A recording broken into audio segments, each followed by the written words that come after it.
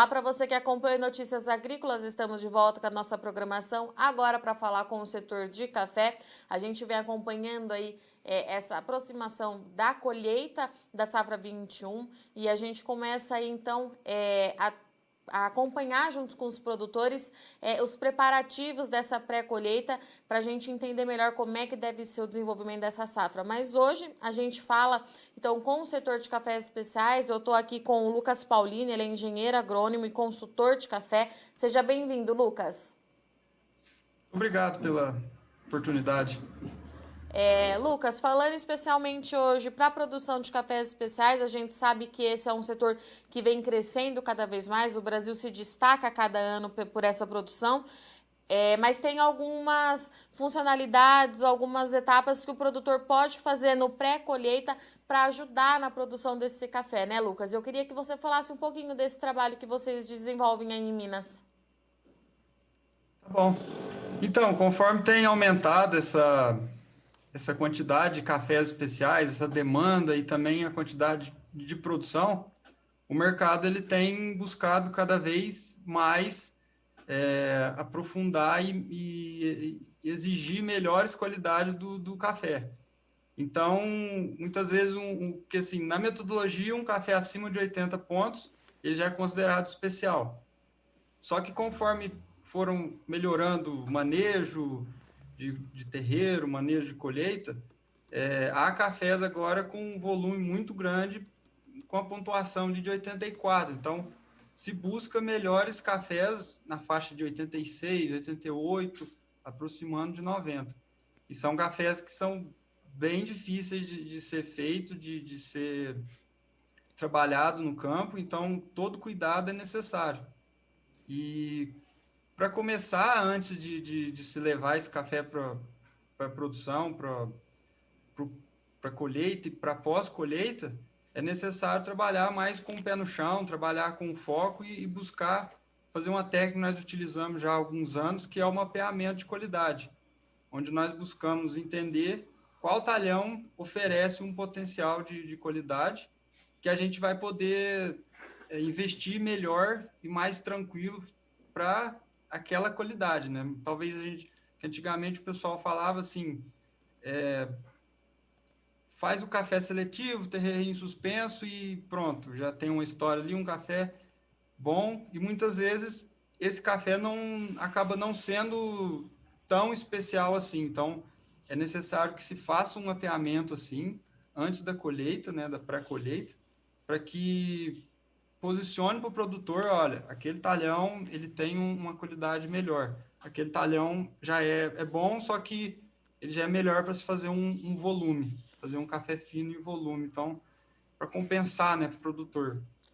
Lucas, a gente sabe que da mesma forma que o mercado procura mais café especial, o produtor de café ele está cada vez mais engajado nessa produção também de agregar esse valor. Mas na prática, como é que funciona esse mapeamento? Vocês vão lá no cafezal, escolhe os talões, colhe esse café. Conta pra gente como é que funciona, além da teoria, como é que é o seu trabalho de fato aí com o produtor? O trabalho inicial é orientar o produtor sobre os porquês, né? E orientar ele que colete em zigue-zague na lavoura, conforme começar a surgir os primeiros frutos maduros do café, já ir lá e começar a andar em zigue-zague e coletar na média ali de 10 litros por talhão. Se for um talhão muito grande, é bom já fragmentar esse talhão para um talhão ali, uma área de até 5 hectares, né? Para não ficar uma área muito extensa. E se houver alguma modificação de solo ou um microclima, que talvez uma baixada no mesmo talhão, é bom também dar uma separada nesse talhão, coletar e separar e colocar para secar separadamente para que entenda o que aquele microclima, aquele ambiente específico vai favorecer ou não no café. É uma coisa bem simples, que se coleta só os grãos maduros, né, que já estão no auge de maturidade, né, do grão, do fruto. e aí se coleta na faixa de 10 litros, né, por talhão, e aí coloca para secar. O pessoal usa peneira, terreiro suspenso, tem diversas maneiras de se secar esses cafés, e aí é realizada a prova, que aí dá uma janela de 20 a 30 dias que pode ficar tranquilo na hora de já planejar a colheita. Qual talhão vai colher primeiro, como que vai colher, se vai fazer seletivo, se vai fazer por último. Então, tem como pensar, né, conforme for o potencial daquele talhão. Então, a partir desse mapeamento que vocês fazem, o produtor consegue definir os próximos passos da colheita, é isso? Sim, a Ah, ideia é essa. Talvez o que acontece em muitos casos é que sempre acontece um talhão que o produtor muitas vezes não dá muita bola para ele. Ah, não, aquele talhão é lá num cantinho, talvez ele não goste daquele cantinho, ou acha que aquele cantinho nunca despontou. E nos últimos anos esses talhões acabam surpreendendo, né? E aí o produtor vai, capricha nele, faz uma colheita seletiva, ou pelo menos separa ele na colheita com o máximo de grãos maduros possíveis, e acaba surpreendendo na hora de provar, porque aí a chance de dar certo aumenta muito, né? Depois de um resultado de um mapeamento desse. Lucas, era isso que eu ia te perguntar, se nesses últimos anos vocês têm se surpreendido durante essa fase aí de mapeamento, se o Brasil realmente, se o produtor de Minas Gerais realmente tem avançado bastante nessa produção de café de qualidade. Se a gente for comparar com alguns anos atrás, você consegue ver essa evolução para a nossa cafeicultura? Assim, ainda há um potencial muito grande. Eu vejo o Cerrado Mineiro como um nível, um patamar bem acima dessas técnicas de melhoria de qualidade do que o sul de Minas. O sul de Minas ainda tem um potencial muito grande, que Uhum. acho que poucas localidades ainda estão aproveitando desse potencial, mas aqui tem potencial que pode surpreender muita gente. E aí a gente tem difundido essa técnica para começar a despertar no produtor, porque muitas vezes eles colocaram a ideia de café especial para eles de uma maneira meio equivocada. E aí muitas vezes os produtores acabavam frustrando, porque fazia todo um trabalho, chegava lá na frente, não era aquela coisa de bebida, talvez não tinha um outro trabalho por trás, porque café especial não é só o café ali bebendo bem e tudo mais, tem toda uma história, tem todo um porquê por trás. E aí é bom já desde agora no mapeamento, já vim batendo em cima disso, já pensando, né? É uma coisa bem estratégica para a cafeicultura. Nós temos tido bastante sucesso. E Lucas, a gente sabe que a colheita se aproxima aí, alguns produtores começam já no final desse mês, em junho o trabalho ganha força realmente, mas o produtor que ainda não fez esse mapeamento, ainda está em tempo de correr atrás disso? Há regiões que consegue, sim. Tem regiões mais úmidas, que talvez a maturação ela é um pouco mais precoce, aí acaba que não consegue, já está praticamente na hora de iniciar a colheita. Porque a gente precisa de uns 20 dias ali, mais ou menos, de uma janela entre secar o café e provar. Então a gente precisa desse período para poder ter uma tranquilidade maior em posicionar um trabalho desse produtor. Mas na maioria do sul de Minas ainda está em tempo ainda. Eu acho que ainda dá para se fazer um trabalho assim tranquilo e para começar a planejar a colheita, né? Ainda mais esse ano que vai ser uma colheita menor e bem mais complicada, né? Devido a todas as dificuldades que vão ter, mas é uma prática bem interessante. E Lucas, a gente está falando no pré-colheita, mas a gente sabe que o café especial no pós-colheita ele precisa de uma atenção aí, de uma atenção maior também. E aí a gente Uhum. fala muito hoje em dia sobre rastreabilidade. É uma pauta que está, é um assunto que está em pauta há muito tempo. E o que significa isso para o setor de café e como é que funciona essa etapa do processo para o café especial? Então, o consumidor, cada vez mais, ele está ficando mais exigente, mais ele procura, né, um melhor alimento, e o café como alimento que é, ele procura saber de onde veio, como foi processado, como que ele foi separado, se ele juntou com algum outro café, como foi, o que jogou lá no campo, como, né, e na rastreabilidade no café ela é um pouco mais complexa do que só falar onde o café foi, né? Porque na rastreabilidade no café a gente separa, vê o caminho que o café percorreu, tudo que aconteceu, mas a gente busca separar o máximo possível de lotes no café para buscar alguma outra diferença, né? Porque a gente vê diferenças na xícara e aí a gente consegue buscar os melhores cafés ali, talvez surpreende um lote por questão climática ou outra questão que a gente não domina, mas a rastreabilidade é importante por isso. A gente acha um talhão com defeito, a gente vai trabalhar de uma forma diferente esse defeito, indesejável ou não. A forma de unir lotes e posicionar no mercado, fazer um café de volume. Então, a rastreabilidade bem posicionada ela é muito importante, além dessa rastreabilidade que já é muito feita, de saber o caminho do café. Entender além o café na xícara, né? Que é onde o